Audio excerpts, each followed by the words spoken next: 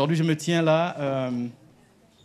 J'aimerais honorer nos pères de la maison, le pasteur Cyril et le pasteur Laurence. Vous savez, c'est deux dont nous sommes tirés. Ils sont l'origine. Vous savez que quand les enfants existent, c'est qu'il y a un père et une mère qui sont allés dans un lieu secret se bénir l'un et l'autre. Et de là, les enfants sont nés. Vous comprenez? Ça, c'est très important. Et dans le monde spirituel, c'est le même principe. Il faut que Dieu envoie sa parole et cette sémence crée en nous quelque chose de spécifique. Et eux, par la grâce de Dieu, ils ont répondu à un appel du Seigneur. Et cet appel, c'est de commencer une œuvre sous la couverture du Saint-Esprit. Ils ont été enfantés dans leur sein spirituel et aujourd'hui, nous sommes tous nés. Amen. Alléluia. Donc, il faut ça. Et les exemples parfaits, c'est Marie, dont la Bible dit qu'elle a été recouverte de l'ombre du Seigneur, l'ombre du Saint-Esprit. Et de là, quelque chose de nouveau est né, Jésus. Alléluia. Donc, j'aimerais vraiment honorer nos pères de la maison, le pasteur Cyril, le pasteur Laurence. D'autres me demandent, ils sont toujours pasteurs, jusqu'à ce que Dieu va retirer leur vie. Ils sont toujours nos pasteurs, nos bergers. Alléluia. Et par délégation, par autorité, ils m'ont confié cette responsabilité de gérer l'église locale. Mais c'est vraiment important d'avoir un père. Le rôle d'un père, c'est de protéger les enfants et de montrer une voie. Vous savez, quand on parlait de Jésus tout à l'heure, on dit que par ses meurtrissures, nous sommes guéris. Jésus est le pasteur parfait. Et c'est parce qu'il a tellement pris des coups, il a été tellement blessé, que ces enfants que nous sommes, les enfants de Dieu, aujourd'hui, nous pouvons avoir accès à la guérison. Parce que le Père original, Jésus, le pasteur parfait, a payé le prix pour ouvrir une voie aux héritiers. Alléluia. C'est de la même manière que tout père naturel ici prend des blessures, des coups. Si vous vous souvenez bien, vous êtes aujourd'hui père pour beaucoup d'entre vous. Vous allez voir que vous avez tellement pris des coups, que c'est comme si vous avez ouvert une voie à vos enfants pour ne pas refaire les mêmes erreurs que vous avez faites avant. Alléluia. Donc, quand la Bible dit qu'il a porté nos fardeaux, regardez-vous en tant que père aujourd'hui, vous avez porté des fardeaux que vos fils ne porteront jamais. Regardez-vous en tant que père et mère, vous avez porté des fardeaux, des difficultés pour lesquelles vous allez dire, mon fils, ne passe pas par ce chemin. Pourquoi? Parce que ce chemin, je l'ai emprunté et j'ai déjà payé le prix nécessaire pour que tu n'aies pas à le vivre. Amen. Alléluia. Amen. À moins que quelqu'un ne le souhaite pas. Hein, pour ses enfants. Si vous ne souhaitez pas, bon, je vous laisse avec Dieu. Mais un père normal, c'est comme ça il fonctionne. Et le père, pourquoi? On le fonctionne au modèle de Jésus. Jésus est venu payer le prix. Il s'est fait vilain, pour utiliser l'expression qu'on a dû fermer les yeux, détourner le regard pour ne pas le voir. Il s'est fait vilain pour que nous ayons cette stature que nous avons aujourd'hui. Cet éclat que nous avons aujourd'hui, c'est de Jésus dont on parle. Amen. Et comme Jésus l'a fait, Jésus, quand il part, il dit « Tout pouvoir m'a été donné. Allez, faites de toutes les nations des disciples. » Et Ephésiens 4 dit qu'en montant, il a relâché des dons sur l'Église. Il a fait les uns comme apôtres, comme pasteurs, etc. Et notre pasteur Cyril et le pasteur Laurent se retrouvent là. Il a relâché des dons. Et parmi ces dons qu'il donne à une famille spirituelle, c'est le pasteur Cyril et le pasteur Laurence, qui sont des dons pour nous. Ils ont payé un prix pour que nous ayons ici ce confort que nous avons maintenant. Je vous assure que quand moi je suis arrivé il y a quelques années, on n'était pas là, on n'avait pas toutes ces caméras, tout ça. Ils ont payé un prix. Le rôle des pères, c'est parfois d'ouvrir une voie aux fils. Alléluia. Amen. Gloire à Dieu. Aujourd'hui, nous sommes le 5e mois de l'année et comme je vous disais la dernière fois, à 5 mois, une femme enceinte, c'est ce qui se passe. Vous vous souvenez de ça? Voilà, j'aime bien cet exemple parce que c'est l'exemple même du Saint-Esprit venant sur Marie. Et le 5e mois, lorsqu'une femme est enceinte, qu'est-ce qui se passe selon vous? Qu'est-ce qui se passe? L'enfant bouge. On commence à voir, oh, je sens l'enfant. Moi, j'entendais à l'époque, oui, mais quand tu parles, on dirait que l'enfant reconnaît ta voix. J'ai entendu ça, je n'avais jamais entendu ça toute ma vie avant. Mais je l'ai entendu et je l'ai expérimenté. Que non, quand tu parles, l'enfant bouge à l'intérieur. C'est ça, non? On a des infirmières qui sont là et dans le corps médical. Exactement ça. Et au 5e mois de grossesse, il nous reste que quelques mois avant de donner naissance. Et généralement, ce qui se passe, c'est que celui qui a été à l'origine de cette grossesse, parfois on ne le connaît pas. Dans certains cas, on ne le connaît pas, on ne l'a jamais vu. Mais le jour où vous verrez l'enfant, vous le reconnaîtrez. Parce que l'enfant va prendre parfois la ressemblance de son père. Il va ressembler à son père. Et à chaque fois, on va se tenir, on va dire, ah, non, je vois celui-là. Et le jour où vous allez voir le père de l'enfant, l'original, il était peut-être en voyage, en déplacement, vous allez vous dire, oh, mais on dirait que ça, c'est l'enfant de ce monsieur. Il y a un trait de ressemblance, c'est vraiment parfait. Pourquoi ? Parce que la sémence a été donnée à la femme pour concevoir, pour améliorer, pour concevoir l'enfant, pour que l'enfant grandisse dans un environnement au-dedans de son ventre. Puis, à un moment donné, l'enfant va venir au monde. Et en venant au monde, il va avoir les traits caractéristiques, même si vous ne connaissez pas son père. Il va avoir l'ADN. Les gens se demandent, mais pourquoi? Moi, je suis chrétien, mais je ne sens pas les effets. En fait, la parole de Dieu, quand elle est envoyée, elle vient guérir. Elle vient faire un travail qui n'est pas toujours visible. Mais en marchant et en développant des relations sur la terre, en entrant dans une famille, on peut attester et voir que, mais non, la sœur Sandrine, c'est bizarre, elle a les traits du roi. Elle a les traits de celui qui a donné sa vie pour elle. Mais au départ, on ne le voit pas.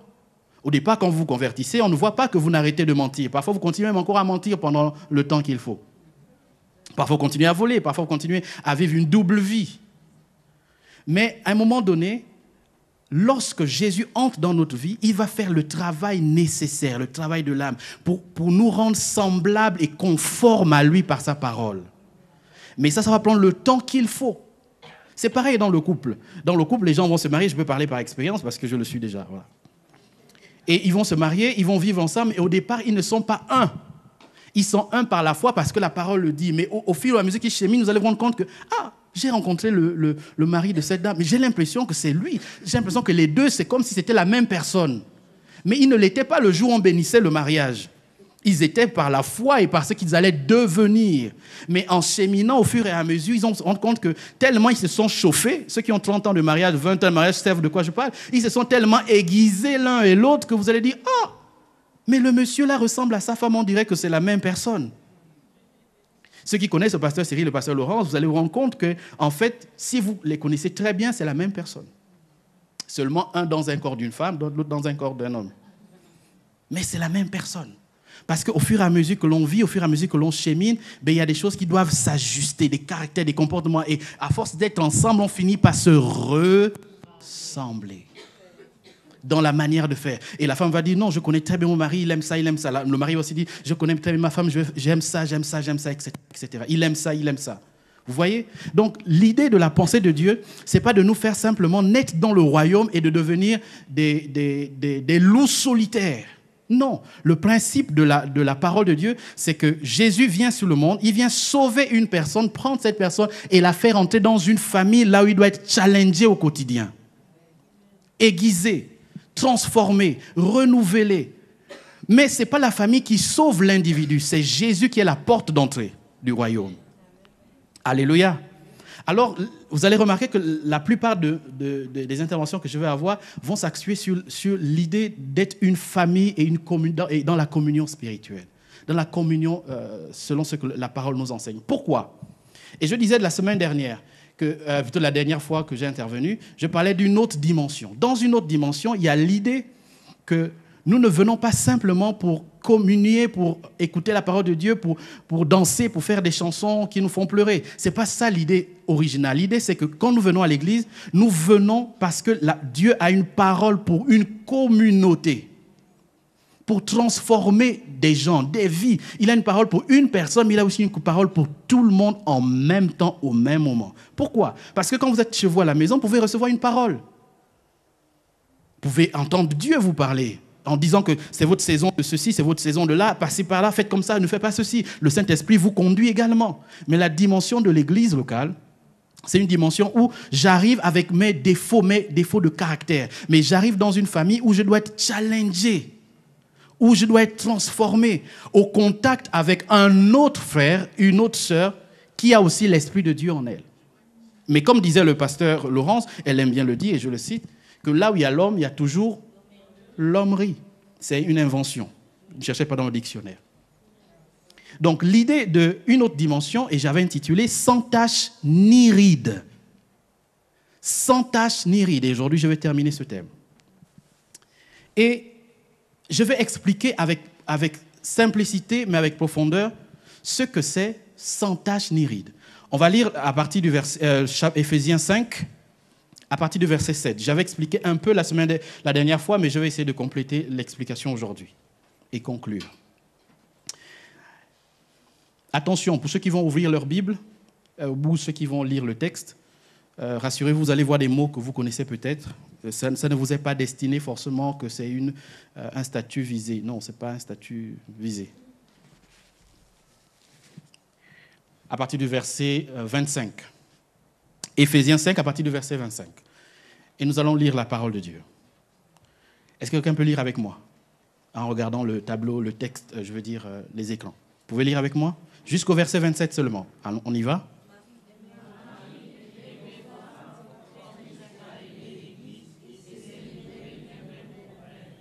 Afin...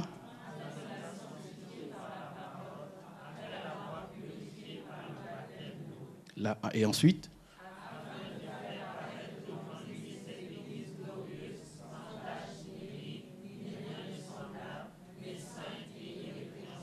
Waouh, waouh. Gloire à Dieu. Merci Seigneur pour ta parole. Alors voici le texte sur lequel nous allons nous appuyer. Et la dernière fois, j'avais posé vraiment les bases. Ici, lorsque nous regardons le texte, on va dire non, le texte s'adresse à un mari, à un époux. Quelqu'un qui a une femme et des enfants et donc qui montre le rôle. Mais non, je pense que ce texte nous présente la pensée de Dieu originale, à l'image de Christ, le modèle parfait. Alors, je ne vais pas toujours parler simplement du cas de l'homme et de la femme qui se marient humainement. Pourquoi? Parce que parfois, le cas du mari dans le couple n'est pas le bon exemple dans certaines situations, parce que d'autres ont été blessés par la vie. Parfois, le cas de l'épouse n'est pas le bon exemple. Mais je vais essayer de rester sur l'image parfaite. Ici, il est dit, à partir du verset 25, comme Christ a aimé l'Église.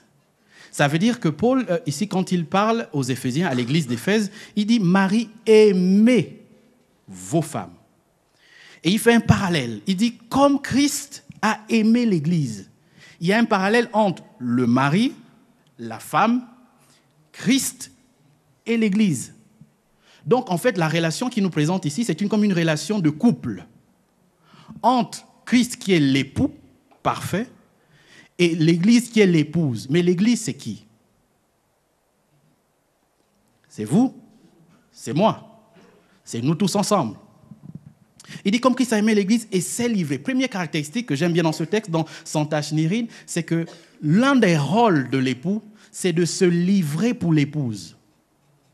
En fait, l'époux n'envoie pas l'épouse se livrer elle-même. L'époux, le rôle de Jésus, c'est quand il est venu sur la terre, il s'est livré lui-même pour sauver des gens, pour sauver des personnes, pour te sauver et pour me sauver. Jésus, il arrive par le projet divin, l'envoie sur terre que non, l'homme est perdu avec la chute d'Adam et toutes les conséquences qu'il y a eu jusqu'à Malachie avant que Jésus n'arrive, jusqu'à Jean-Baptiste qui est le précurseur. Quand ils arrivent, tout ça se passe et c'était très difficile.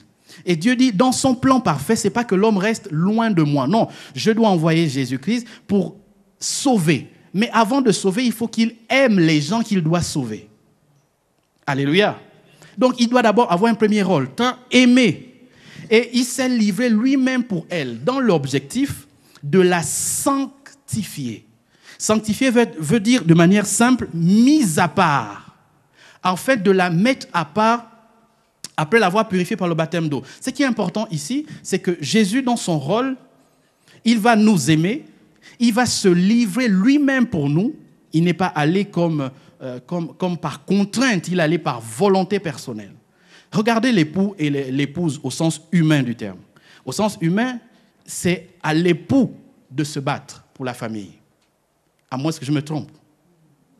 C'est à l'époux qui va vers une épouse, vers une femme et dit « Moi, je veux vivre avec toi ». C'est ça ou pas? C'est l'époux qui dit « Moi, je veux vivre avec toi, j'ai décidé. Je veux vivre avec toi, je veux marier, je veux faire en sorte que nous cheminons ensemble, nous allons selon le plan parfait. » selon le plan parfait. Maintenant, aujourd'hui, on a les épouses qui... Bon, je ne vais pas rentrer dedans. Ce n'est pas mon rôle aujourd'hui. Restons par rapport à ce que je lis. Voilà, sinon on va me dire beaucoup de choses. Vous savez, aujourd'hui, le monde est comme il est. Bon, bref, je ne vais pas expliquer ça aujourd'hui. Laissez-moi faire ce que je dois faire. Donc, il a aimé l'Église. Donc, l'homme, il va aimer une femme, va apprécier une femme, comme beaucoup d'entre nous ici qui le sont déjà, mais qui sont en train de regarder. Je vous vois regarder. Vous allez regarder une sœur, apprécier une sœur et dire « je t'aime et je veux t'épouser ». L'une des fonctions, c'est que l'une des missions que Jésus explique ici, et que Paul explique ici par révélation, c'est qu'il se livre lui-même. Il va combattre pour avoir son épouse. Parce qu'il doit l'avoir auprès de lui, dans le but aussi de la sanctifier, la mettre à part. Il ne faut plus qu'elle soit parmi les autres jeunes filles. Je l'enlève d'un cercle, d'un milieu de jeunes filles qui ont des vies bonnes ou pas bonnes, peu importe, et je l'amène à mes côtés pour la sanctifier, pour la mettre à part, réservée pour moi. Vous voyez? Est-ce que vous m'entendez un peu? Très bien. Je l'amène pour moi. Elle est ma propriété. Ça veut dire, à ce moment, Christ n'a plus de regard pour une autre épouse que l'épouse pour laquelle il est venu se sanctifier. Il est venu se livrer autant pour moi. Donc Jésus ne va pas avoir 1000, 4, 5000 épouses. Pourquoi? Il va prendre l'épouse, et ici c'est parlé au singulier, l'Église. Il vient prendre son Église, il va la sanctifier, il va dire, bon, elle n'est pas bien, elle est malade, elle est en insécurité, elle est en difficulté. Mais je veux me livrer pour qu'elle soit considérée différemment à mes yeux. Alléluia. Et quand on fait le parallèle, l'idée aujourd'hui, ce n'est pas qu'un homme sanctifie une jeune fille, donc la met à part, pour dire que demain, ah non, mais en fait, je m'étais un peu trompé. Non, j'étais mal sanctifié. J'étais mal mise à part. Non, aujourd'hui, je ressens maintenant, après 20 ans ou 10 ans, 15 ans de mariage, que en fait, je vais sanctifier une autre. Ce n'est pas le projet divin. Le projet divin, c'est Christ et l'épouse. Donc, si on fait le parallèle, comme Marie aimait vos femmes, Marie est au pluriel, ok? Femme aussi au pluriel. Mais si on ramène ça au singulier, c'est un mari qui doit aimer sa femme. Pas deux, pas trois, pas quatre, pas des chisas, pas des deuxièmes bureaux. Je suis en train de me souvenir de ce que j'ai vu à la télé une fois, en même temps que je vous parle. Non, ce n'est pas ça l'idée. L'idée, c'est que quand Christ est venu se livrer, il est venu se livrer pour une personne, pour l'Église. Et l'Église en question, c'est un rassemblement des gens qui ont cru en Dieu, qui l'ont accepté. C'est nous tous ensemble. Il est venu se livrer entièrement, totalement. Il dit pour la sanctifier par la parole. Remarquez que quand un homme va vers une femme, il ne va pas la sanctifier, il ne va pas la mettre à part par l'argent ou par... Bon, ça, c'est les dérives. Par l'argent ou par le luxe, etc. Il va la sanctifier normalement par la parole. Oh, je t'aime, Mago. Oh, je t'aime ceci. Oh, quand je te vois, on dirait que mon cœur est ceci, cela. C'est la parole qu'il envoie qui va donner une réaction à l'intérieur de cette jeune fille. À moins que vous n'êtes pas passé par là. Bon, vous n'êtes pas passé par là. Donc c'est ça ce qui se passe, c'est qu'il va envoyer une parole vers la jeune fille. La jeune fille va se considérer en tant qu'homme, hein, au sens naturel, va prendre ses mots à cœur et va commencer à fonctionner différemment par rapport au projet qui a été mis en place. Mais pareil pour nous et Dieu et Jésus. Il nous a tellement aimés qu'il envoie sa parole pour nous transformer, pour laver l'Église, pour la nettoyer, pour la mettre à part, de manière à ce que quand lui-même il voit son épouse, il dit « Waouh, je suis fier ». C'est le rôle de l'époux. Il dit, le verset 27, « Afin de faire paraître devant cette Église glorieuse, afin de faire paraître devant lui ». Regardez le texte. Il va faire tout ce travail de sanctifier. Pourquoi? L'objectif, c'est que lui-même, il apprécie ce qu'il a fait. Ça veut dire que ce n'est pas pour les autres, ce n'est pas pour les contemporains, entre griffes. Regardez le verset 27. Afin de faire paraître devant lui. cette église glorieuse. En fait, on est passé de Marie, aimez vos femmes comme Christ a aimé l'église, à cette église glorieuse. Donc, il y a eu un travail, un cheminement qui a été fait pour qu'à la fin, il se permet de se présenter à lui-même cette épouse en disant « J'ai fait un travail. J'ai fait un travail valeureux. » Au point, Paul qualifie cette église de glorieuse. Et il va préciser les éléments de la gloire. Il va dire, 1, sans tache. Regardez même au sens naturel. Quand vous allez épouser votre femme, ou bien vous allez aimer une jeune fille, vous allez faire du chemin avec elle, vous allez remarquer qu'elle n'a pas ceci, elle n'a pas cela. Et vous allez investir de votre temps, de votre énergie et de vos moyens pour qu'elle se sente heureuse et que les défauts qui se forment en elle un complexe soient enlevés. On parle des tâches. Les tâches peuvent être émotionnelles, les tâches peuvent être corporelles, les tâches peuvent être d'un tout autre ordre. Mais vous allez vous investir à 100%. Je parle à des hommes d'abord. Vous allez vous investir pour que l'épouse glorieuse, la femme glorieuse que vous voulez, soit sans tache. Mais pas pour les autres, pour votre propre plaisir à vous et de vous dire « Waouh, j'ai une femme comme j'avais voulu. » Et comme le genre que j'aime, comme j'aime, avec les éléments ou les attributs ou le décoratif nécessaire, tout ce qui va avec. Mais c'est ce que Jésus a fait également pour nous. Mais sans tâche, et je vais vous donner une définition de tâche. Et j'ai essayé de regarder quelques petites définitions pour vous faire comprendre le mot tâche. Ici, c'est dit, c'est une petite étendue de couleurs d'aspect différent d'un fond, d'aspect différent ou d'un fond. Mais c'est une surface salie par une substance étrangère ou une éclaboussure, salissure, souillure, exemple tache d'encre. Quand vous avez un papier tout blanc et que dessus il y a une tache qui apparaît, vous allez tout faire, si vous êtes maniaque comme moi, vous allez tout faire pour nettoyer, pour laver, pour rincer, pour ajuster. Parce que votre pantalon, votre vêtement n'est pas présentable. Mais n'est pas présentable à vous-même d'abord et ensuite aux gens de l'extérieur.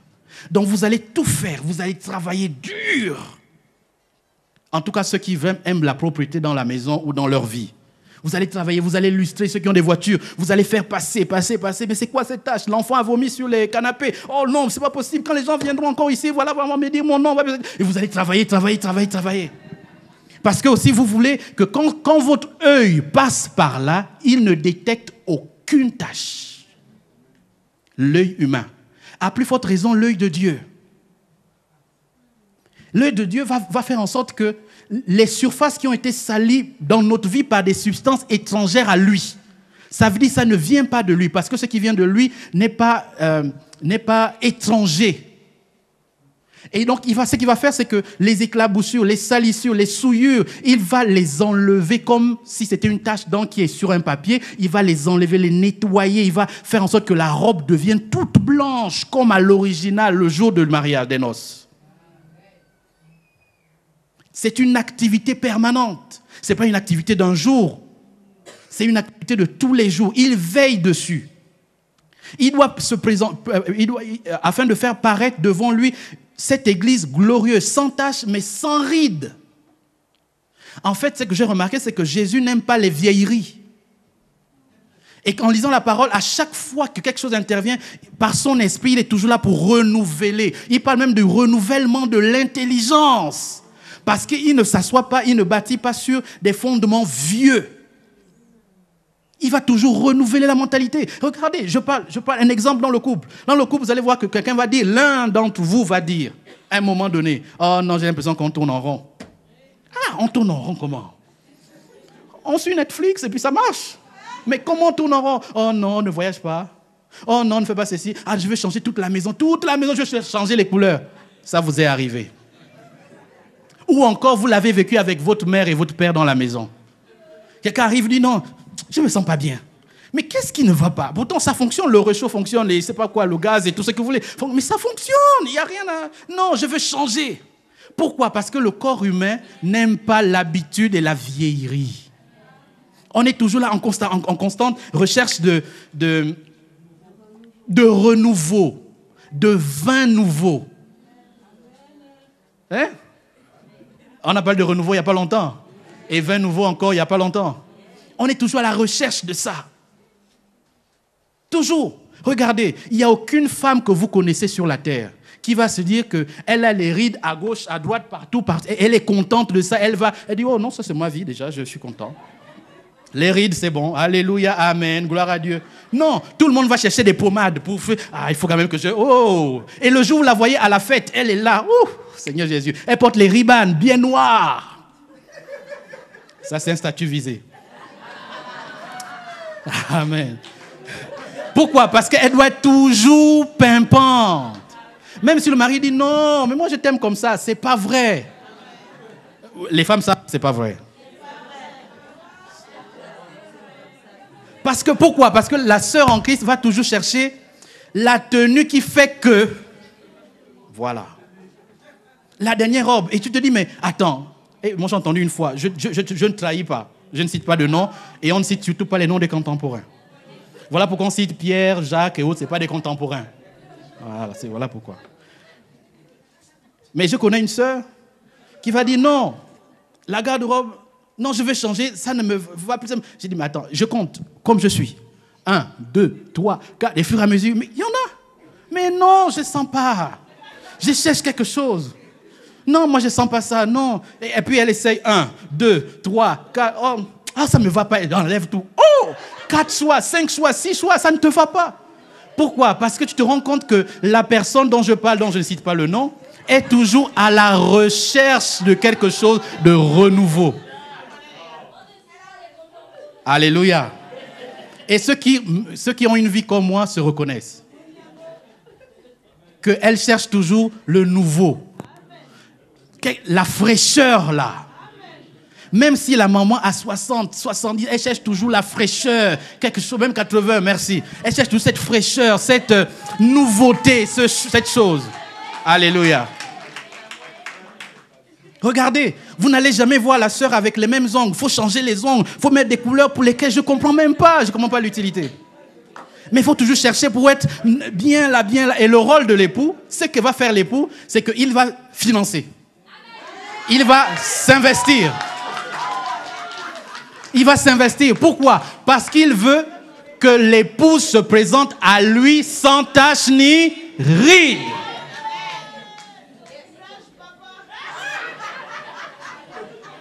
Se présenter à lui. Ça veut dire que lorsque l'épouse se présente à toi, tu dis « Waouh! Tu m'as encore surpris. Il y a encore quelque chose de nouveau en toi. » Et que malgré les années de mariage, la vie n'a pas perdu sa saveur. Dans le projet divin. Et vous êtes d'accord avec moi, à partir du moment où l'homme ne le fait plus, il y a des problèmes qui commencent. Il y a des blessures qui commencent. Il y a une situation qui commence et qui va perdurer et pour laquelle sortir de là va prendre du temps parfois. Pourquoi?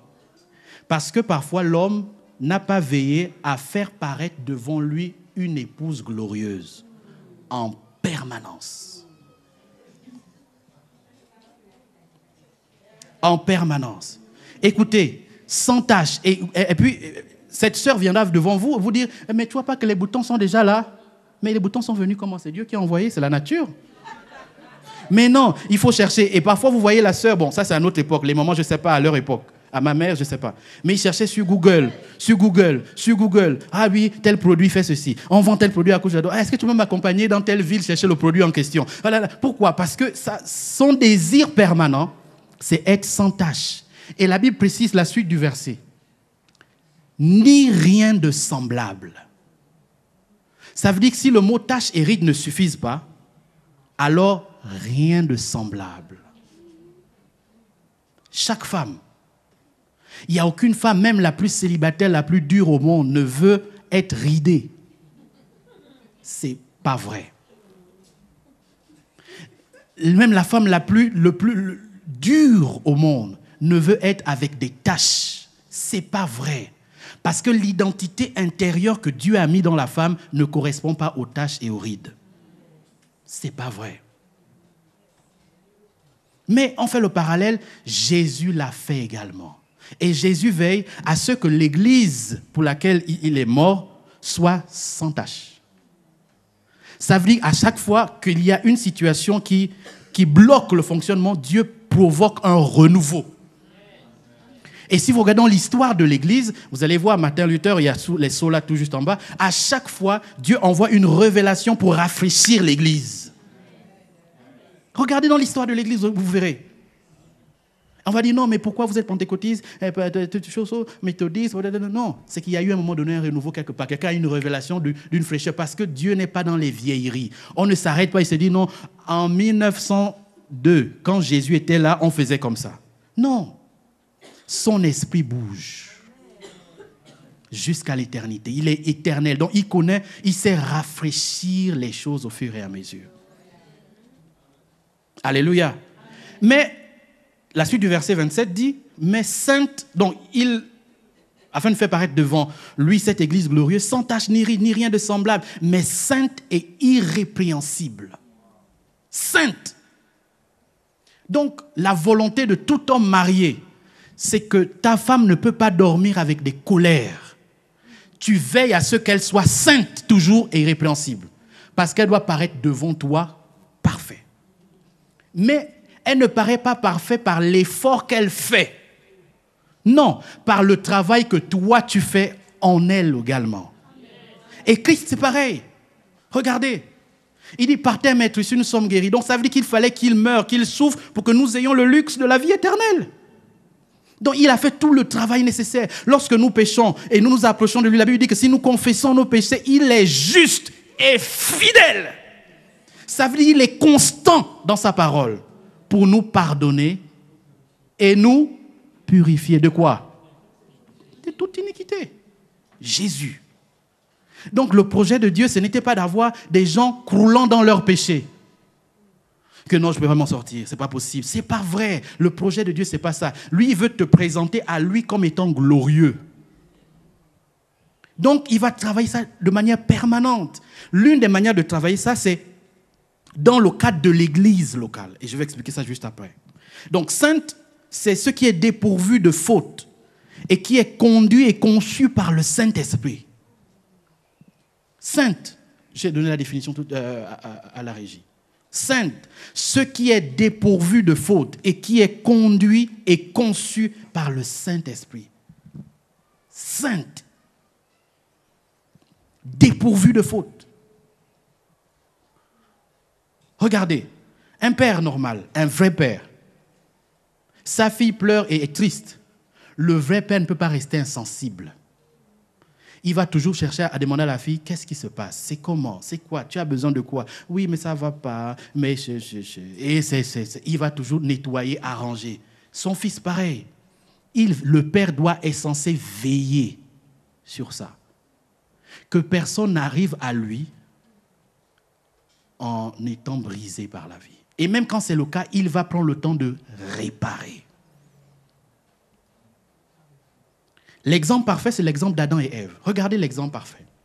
Dans l'exemple de Adam et Ève, ce qui est marquant, c'est que Dieu avait dit à l'homme, tu ne mangeras pas de cet arbre. Ne fais pas ça. Mais l'homme, par la désobéissance avec son épouse, ils ont désobéi. Et tous deux, à ce moment, leurs yeux vont s'ouvrir. Et ils vont constater qu'ils sont nus. Ils vont même employer des mots qu'ils ne connaissaient pas avant. Ils vont constater la nudité qu'ils n'avaient pas avant. Voilà pourquoi nous nous sommes cachés. La Bible dit ceci, que la voix de l'Éternel marchait dans le jardin. La voix. Vous avez vu une voix marcher? C'est impressionnant. La voix de l'Éternel marchait. Et il demandait à l'homme, vous êtes où? Vous êtes où? Ah non, nous avons eu peur, nous avons caché. Mais pourquoi nous sommes cachés? Pourquoi vous êtes cachés? Parce qu'ils ont fait ceci, cela, etc. La femme que tu m'as donnée, etc., etc. Vous connaissez un peu l'histoire. Mais le bon Père qu'il est, le Dieu Tout-Puissant, Esprit, c'est le même dans la Genèse 2 qui va prendre des feuilles du jardin pour couvrir leur nudité. Parce qu'il s'arrange que ses enfants ne soient jamais dépourvus de la grâce qui est en lui, de l'amour qui est en lui, de la paix qui est en lui, de la joie qui est en lui. Le projet de Dieu, ce n'est pas qu'une femme souffre dans son foyer. Ça n'a jamais été le projet de Dieu. Le projet de Dieu n'a jamais été qu'un homme soit blessé dans sa vie. Jamais. Alors il va s'arranger pour que la personne ne soit pas dépourvue de sa grâce. Alléluia.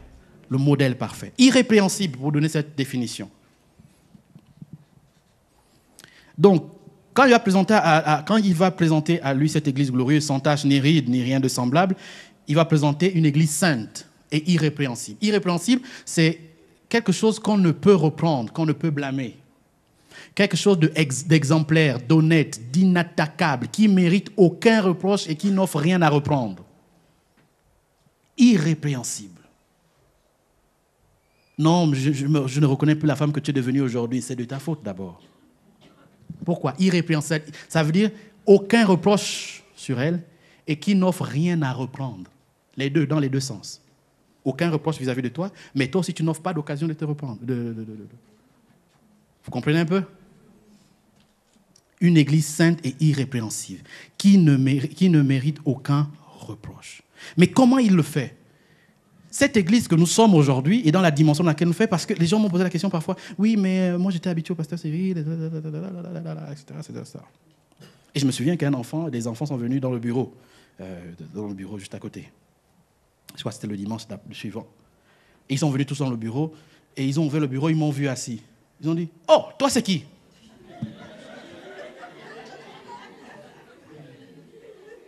On veut le pasteur Cyril, je cherche le pasteur Laurent. Pardon. Je ne sais pas s'il fallait pleurer, rire, être content, je ne sais pas qu'est-ce qu'il fallait faire. J'ai dit non. Et puis après, ils ont dit, on veut les bonbons. J'ai dit, ah, d'accord. Je suis allé à l'endroit. Parce que le père appartant, il m'avait laissé un stock. J'ai dit, attendez, prenez, c'est pas grave. C'est pas grave. Et dans le cadre de l'église, on se demande pourquoi. Pourquoi des changements? Pourquoi on parle de renouveau? Parce que le projet de Dieu à l'original n'a jamais été de fonctionner dans un système permanent et vieillissant, parfois qui va vieillir. Non, le projet de Dieu, c'est de renouveler à chaque fois. Remarquez, la Bible dit que les bontés de l'Éternel, elles se renouvellent quand? Donc, il s'arrange à ce que nous ne vieillissions pas dans les bontés d'hier. Vous entendez? Dieu veille sur ça chaque jour. Aucun de ces enfants dans la salle que nous sommes ici et en ligne ne peut dire que non, j'ai dormi sur les bontés d'hier, j'étais vraiment mal à l'aise. Non, non. Les bontés de Dieu vont se renouveler. Là, on va dormir cette nuit et demain, c'est lundi. Des nouvelles bontés, au pluriel. Vous finissez votre journée avec tout ce qu'il y a, c'est pas grave. Mardi, de nouvelles bontés. Et en lui, les bontés ne s'épuisent jamais. Alléluia. Les bontés de Dieu ne s'épuisent pas. Elles ne sont pas épuisées. Ça veut dire il donne, il en a toujours. Il donne, il en a toujours. C'est ça le plan de Dieu. Donc, dans cette dimension de l'Église, pourquoi un renouveau? Un renouveau parce que Dieu, dans ses bontés, permet que de nouvelles choses apparaissent pour rafraîchir l'Église. Parce qu'il doit venir récupérer son Église. C'est ça le projet final. Il doit venir récupérer. Donc, il ne permet pas que les vieilleries s'installent. Ah non, je suis toujours habitué. Ah non, moi je ne vais même pas aller au pasteur Cyril. Oui, non, moi le pasteur d'aujourd'hui, là, moi je ne le sens pas. Je ne sens pas ça dans mon esprit. Ce n'est pas grave. Le projet de Dieu, c'est renouvellement. Renouvellement. Et il renouvelle les responsables, il renouvelle l'Église en même temps, et il vous renouvelle, vous, sans que même vous ne le voyez. Les bontés de Dieu. Comment ça se passe? 1 Pierre 4,8 va nous le dire.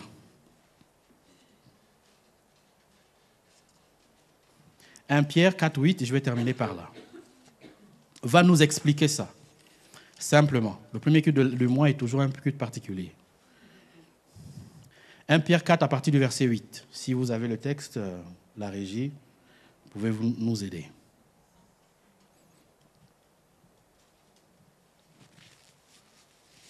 Alors, comment Christ rafraîchit son Église? Par la parole. Ça, c'est un élément important. Il a donné sa vie et aussi par la parole. Et il va permettre qu'un enfant, comme je prends toujours le cas du couple, un enfant, quand il vient dans la famille, il va parfois trouver les autres enfants. Ou s'il ne trouve pas les autres enfants, il trouve le père et la mère. Et voici ce qui va se passer à partir du verset 8. On peut le lire ensemble, s'il vous plaît, en lisant les écrans.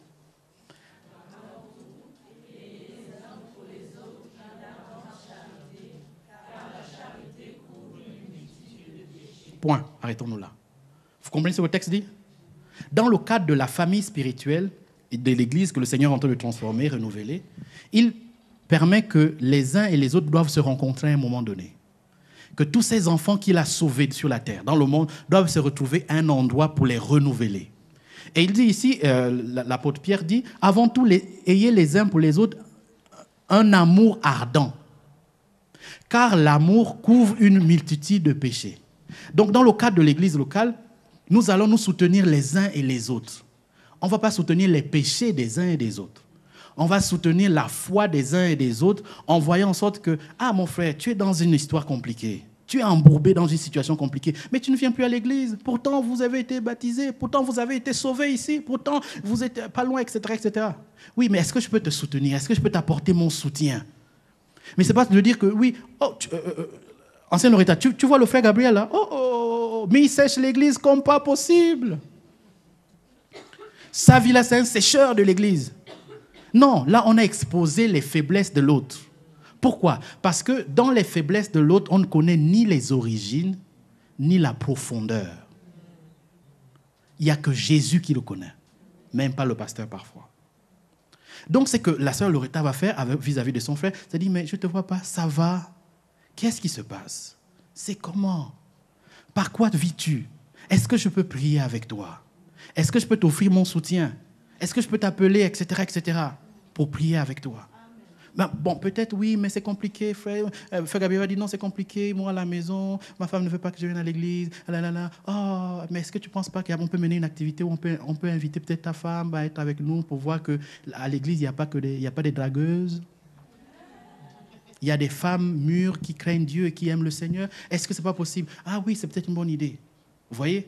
Vous n'avez pas exposé quelqu'un les fautes d'une personne, vous les avez couvertes par l'amour. Et c'est ça le principe. Regardez, dans une famille, quand les gens ne s'aiment plus, ils se tirent à balles réelles. En exposant les fautes de l'un et l'autre aux yeux du monde. Faites le constat, vous-même, vous verrez. Mais l'amour de Dieu ne consiste pas à exposer. Vous savez, la guerre s'arrête lorsque une des parties arrête de frapper. La bagarre, je ne sais pas si vous êtes déjà battu dans le passé. Pas assez lointain. Très lointain.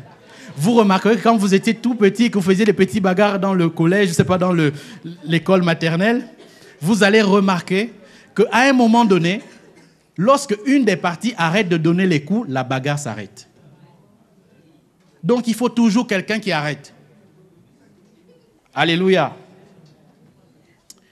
Le verset 9 dit « Exercez l'hospitalité les uns envers les autres sans... » Ah non, moi j'ai reçu la sœur Loretta. Elle mange beaucoup, hein? Oh! Non, j'ai invité la sœur Maëva la dernière fois chez moi à la maison. Oh là là là là là, mais mon la sœur là, Seigneur Jésus.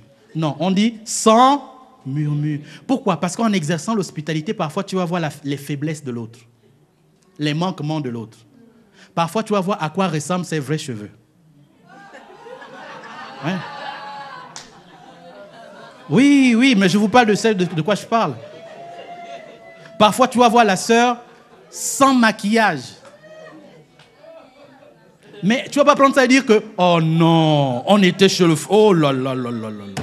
On l'a vu sans. Oh Dieu.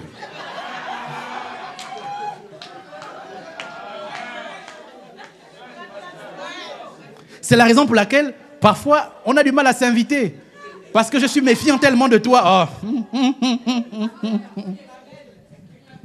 Ah non, après quand je vais inviter la soeur. Oh, mais tu as remarqué que le sel, tu n'as même pas le sel. Tu as remarqué que quand le verre qu'elle m'a servi, il y avait un peu les taches bizarres. Seigneur Jésus. Et la communauté, c'est pas ça. Vous voyez, vous venez d'exposer les fautes de quelqu'un et vous venez de passer votre temps à murmurer. Vous voyez un peu? Donc, exercez l'hospitalité les uns envers les autres, réciproquement. Comme de bons dispensateurs des diverses grâces de Dieu, verset 10, que chacun de vous mette au service des autres le don qu'il a reçu. Ça veut dire, moi j'ai reçu un don, je ne sais pas lequel on peut l'appeler. Je dois mettre à disposition de l'ancien Gabriel le don que j'ai. Non, je dois mettre, c'est ma volonté, je dois. Pas le Seigneur doit descendre et me faire faire. Vous m'entendez ou pas? Non, je dois mettre à disposition. Mais je ne peux pas priver la sœur Loretta du don que j'ai. Elle en a besoin. Quand je regarde même à l'œil nu, elle en a besoin. Comment je veux... Je prends l'exemple sur les anciens. Alléluia. Parce que vous savez, c'est entre nous, on va se parler, etc. Donc, tu peux regarder le frère Fabrice et dire non. Oh non. Oh, moi, j'ai ça, mais non. Je ne le sens pas, ce frère-là. Je ne sens pas. On ne t'a pas demandé de sentir. On est comme de bons dispensateurs, comme de bons distributeurs. C'est ça le bon mot. Des diverses grâces, au pluriel de Dieu, que chacun de vous mette au service des autres. Qu'as-tu reçu comme don, comme spécialité, comme valeur ajoutée que moi je n'ai pas? Mets ton don au service des autres. Autres, communauté. Communauté. Si quelqu'un parle, que ce soit comme annonçant les oracles de Dieu, si quelqu'un remplit un ministère, qu'il remplisse selon la force que Dieu communique. Afin qu'en toute chose, Dieu soit glorifié par Jésus-Christ, à qui appartient la gloire et la puissance au siècle des siècles. L'objectif final, c'est que Jésus soit glorifié. Donc j'ai été transformé sans tache ni ride, ni rien de semblable. Et Dieu le fait chaque jour. Regardez, lorsque nous péchons, nous demandons pardon chaque jour. Il nous lave par son sang. Il enlève les fautes. Donc on n'a pas le temps de vieillir dans notre esprit. Mais parfois notre âme est ridée par des comportements et des attitudes dites coloniales. Ah non, j'ai souvent fonctionné comme ça, j'ai souvent parlé comme ça. Ah non, moi, tu sais, moi, on me parle comme ça. Tu sais que nous, les Haïtiens, on se comporte comme ça, mais ce n'est pas de ça dont Dieu parle. Ce n'est pas une question de Haïti, Italie, Gabon, Cameroun, Congo. Ce n'est pas de ça. L'Esprit de Dieu n'a pas de nationalité.